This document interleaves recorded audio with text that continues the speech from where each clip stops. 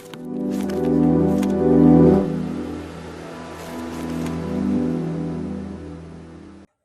Guys, मेरा नाम है तेजस एंड मैं महाराष्ट्र इंडिया से हूँ। स्वागत करता हूँ आप सभी का ग्रो म्यूजिक एकेडमी में।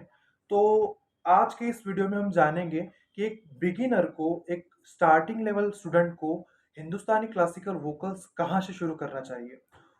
शुरू करने का प्रॉपर तरीका क्या होता है, शुरू करते वक्त हमें कौन सी चीज़ों का ध्यान रखना होता है और कौन से टिप्स फॉलो करने होते हैं, ये सब हम आज की वीडियो में जानने वाले हैं। तो सबसे पहले आप कोई भी जॉनरास का गाना सीखिए, जैसे कि हिंदुस्तानी क्लासिकल सीखिए, कर्नाटकी क्लासिकल सीखिए, पॉप म्यूजिक सीखिए, कोई भी जॉनरास का गाना सीखिए। हर एक तरह के गाने में इम्पोर्टेंट होता है हमारे ब्रीदिंग सिस्टम पे कंट्रोल। ये सबसे पहला टिप हो जाता है गाना शुरू करने के लिए। क्योंकि अगर गाने क्योंकि अगर हमारे ब्रीदिंग सिस्टम पे हमारा कंट्रोल नहीं रहेगा तो हम जो गाने में स्वर लगाने होते हैं सारेगामा पधनिसा, वो प्रॉपरली हम नहीं लगा सकेंगे। तो जब भी हम गाना गाने के लिए बैठेंगे या फिर रियाज के लिए बैठेंगे, प्रैक्टिस के लिए बैठेंगे, तो सबसे पहले हमें 2 से 3 मिनट की ब्रीदिंग एक्सरसाइजेस करनी होती है, जो कि हमें हेल्प करती है हमारे ब्रीदिंग सिस्टम पे कंट्रोल लाने के लिए, हमारी सांसों पे कंट्रोल लाने के लिए। तो सबसे पहला हो गया, हम एक डीप ब्रेथ लेंगे, उसे थोड़ी देर के लिए होल्ड करेंगे, उसके बाद में छोड़ देंगे। यह हमें 3 से 4 बार करना है। जैसे कि ये हमने ब्रीथ इन किया, इसे होल्ड करेंगे थोड़ी देर के लिए और उसके बाद में ब्रीथ आउट कर देंगे। तो ये प्रोसीजर आपको 2 से 3 बार फॉलो करना है। उसके बाद में सेकंड थिंग जो हमें करनी है रियाज शुरू करने से पहले, तो उसमें हम जो ओम योगा में यूज करते हैं वही हमें दोहराना है।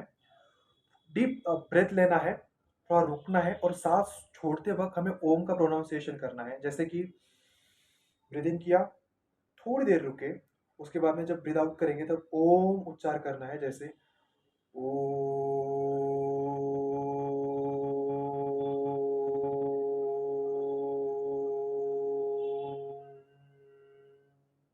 यह भी हमें 7 से 8 बार करना है।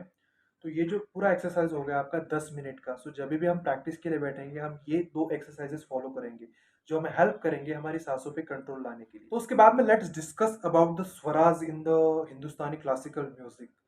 सो जनरली हम कहते हैं कि शास्त्रीय संगीत में 7 स्वर होते हैं, जो है सा, रे, ग, म, प, ध, नि, सा। सा ये जो है रिपीट हो रहा है, इसलिए हम इसे एक ही बार काउंट करेंगे। तो गाते वक्त हमें कैसे गाएंगे, सा, रे, ग, म, प, ध, नि, सा, नि, द, प, म, ग, रे, सा। तो ये हो गए 7 स्वर। ये कहने के लिए 7 स्वर है, लेकिन जो आप एक बार हिंदुस्तानी क्लासिकल म्यूजिक सीखना जब शुरू करते हो तब आपको पता चलता है कि ये 7 स्वर नहीं, ये पूरे 12 स्वर है। तो 12 कौन से, उसमें 3 कैटेगरी है। तो पहली कैटेगरी होती है शुद्ध स्वरा, उसमें आती है सा, रे, ग, म, प, ध, नि। 7 स्वरा आ गए शुद्ध स्वरा की कैटेगरी में। दूसरी कैटेगरी होती है कोमल स्वरा, जिसमें आते हैं 4 स्वर, वो है रे, ग, ध, नि। और तीसरी कैटेगरी आती है तीव्र स्वरा, जिसमें आता है एक स्वर, वो है तीव्र म। तो 7 शुद्ध स्वरा, उसके बाद में 4 कोमल स्वरा और उसके बाद में एक तीव्र स्वरा, ऐसे मिलके टोटल पूरे 12 स्वरा होते हैं।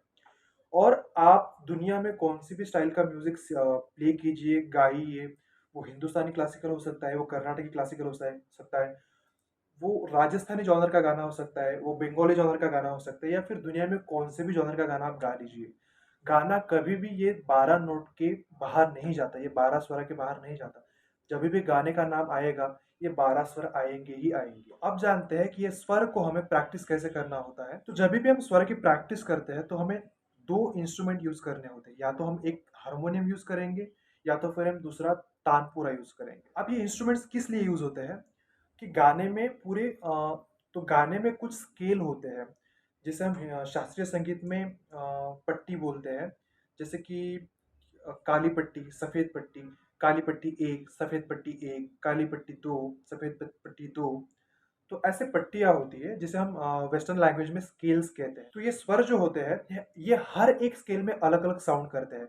जैसे कि अगर मैं एक स्केल लूंगा तो इस स्केल में ऐसे साउंड करेंगे, सा, रे, ग, म, प, ध, नि, सा। अगर इसी को मैं एक दूसरे स्केल में लूंगा तो ये ऐसे साउंड करेंगे, सा, रे, ग, म, प, धा नी सा। तो कहने के लिए 7 स्वरा ही है, लेकिन हम जब स्केल चेंज कर देंगे तब इनका साउंड भी चेंज हो जाएगा। तो गाते वक़्त तानपुरा पे हमें एक पर्टिकुलर स्केल फिट करनी होती है और उसी स्केल में हमें गाना होता है। आने वाले सेशंस में हम लोग देखेंगे कि इन स्केल्स को कैसे एडजस्ट करते हैं, हमारा स्केल हमें कैसे पहचानना है और इसकी प्रैक्टिस कैसे करनी है।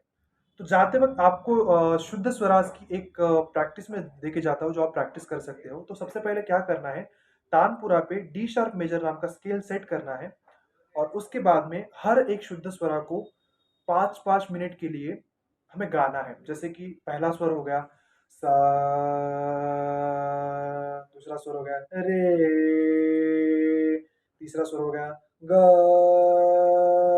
देन म, देन प।